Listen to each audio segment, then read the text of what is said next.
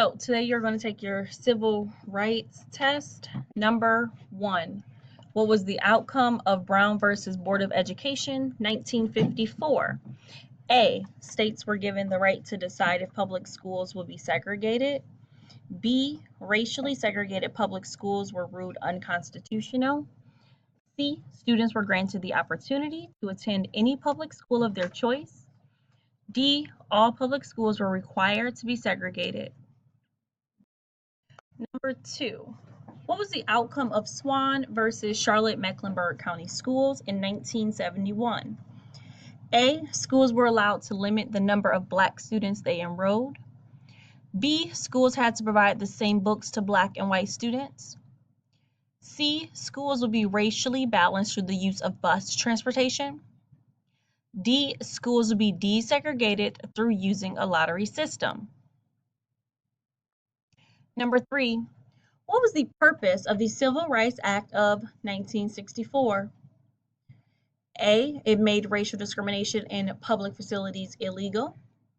B. It allowed women to receive equal pay. C. It provided uniform voting rights for all citizens. D. It caused African Americans to carry out violent protests.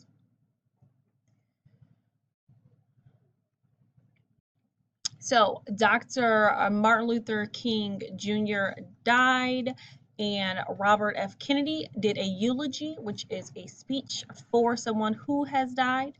And he says, "For those of you who are Black, considering the evidence that there were white people who were responsible, you can be filled with bitterness, with hatred, and a desire for revenge.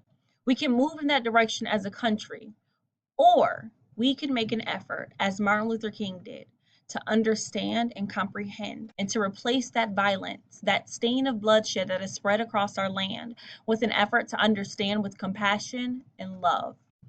Robert F. Kennedy, eulogy for Dr. Martin Luther King Jr., 1968.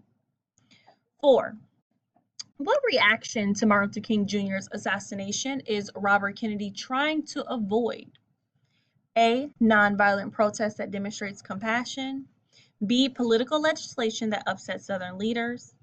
C. Violent protests that will hurt more people. D. Peaceful marches that cause more lynchings. Number 5. What was the goal of the Freedom Summer of 1964? A. To encourage poll taxes. B. To bring home Vietnam soldiers. C. To register African American voters. D. To stop racial profiling. Number 6. What was one economic impact of the Montgomery bus boycott? A. Bus companies lost money and were forced to desegregate their buses. B. Bus companies made money and never desegregated their buses. C. The economic impact was minimal and had to impact on bus policies. D. Bus companies responded by completely eliminating all bus routes and public transportation in Montgomery. Number 7. How did President Harry Truman's decision to desegregate the military affect African Americans? A. It highlighted racial discrimination outside the military. B. It highlighted affirmative action plans outside the military. C. It affirmed the practice of race-based promotions in the military. D. It encouraged the prosecution of race-based discrimination in the military. Number 8 is going to give you a series of dates. So 1913 is the 17th Amendment, direct election of United States senators. 1920, the 19th Amendment, is the women's right to vote. 1961, 23rd Amendment, citizens of the District of Columbia can vote for president. 1964, 24th Amendment, is the end of the poll tax. 1971, the 26th Amendment, the voting age is set at 18 years old. So it would be a good title for these events. A. Kennedy-Johnson Civil Rights Laws. B. Expanding the role of the state government. C. Promises kept by the Republican Party. D. Increasing the people's rights in the 20th century. Number 9. How did the lunch counter sit-ins that were an element of the civil rights movement affect minority populations in North Carolina? A, the sit-ins increased awareness of equal voting rights.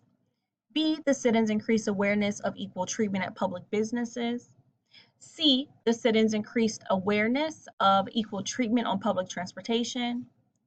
D, the sit-ins increased awareness of equal treatment on public transportation. I have no idea why C and D is the exact same. So obviously those aren't the right answer. Number 10.